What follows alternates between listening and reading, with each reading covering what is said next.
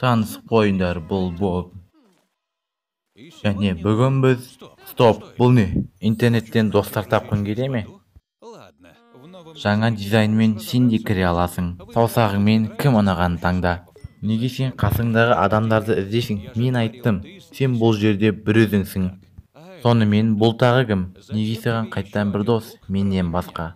Жарайды, сен осындай қырсық екенсің. Эксперименттен кейін жаңа досыңмен кездесуіңе болады. Егер де гладиаторлық өлімге шайқастан ұтсаң. Танысып қойыңдар, бұл Боб. Және ол бүгін ежелгі Римге барады. Атап айтсаң, Колизейге.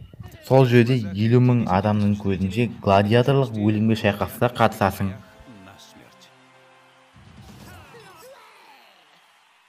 Сонымен, гладиаторға 13 қарудың бір түріне таңдау беріледі. Бірақ біздің Боб оларсыз да шайқасам деп өзі шешті. Жарайсың Боб, батыл шешім. Оның бірінші қарсыласы Мантимус. Ол көрермендердің сүйіктісі болып табылады. Ал оның есебінде 500-ге жуық жетісті шайқастары бар. Ежелгі римдіктердің бағасы бойынша Мантимустың ұтуына 99% адам келіседі. Ал Бобтың ұтуына тек Бобтың өзі өте өзіне сенімді. Тормен және тридентпен қаруланған Мантимус Бобты 3 метр ара қашықтықта өлтіре алады. Тұра тұрыңдар, Мантимус торға оратылып құлап қалды. Жеңіс Бобтың жағында сияқты. Құттықтаймын сені, Боб. Бобтың екінші қарсыласы болатын 1-3 жолбарыс. Осындай шайқастың түрін бәрі өзін өлтіру дейді.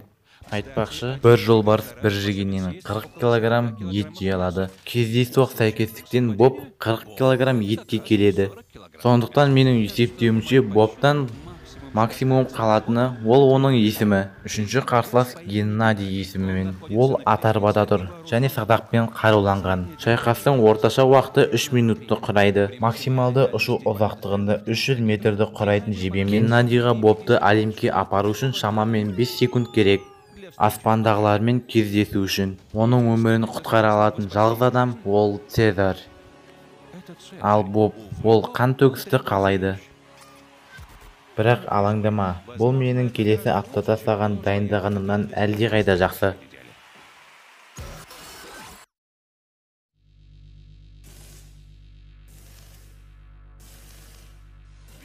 Осы видеороликті достарыңа көрсет, біздің каналға тіркел, және жаңа эксперименттерді өткізіп алма.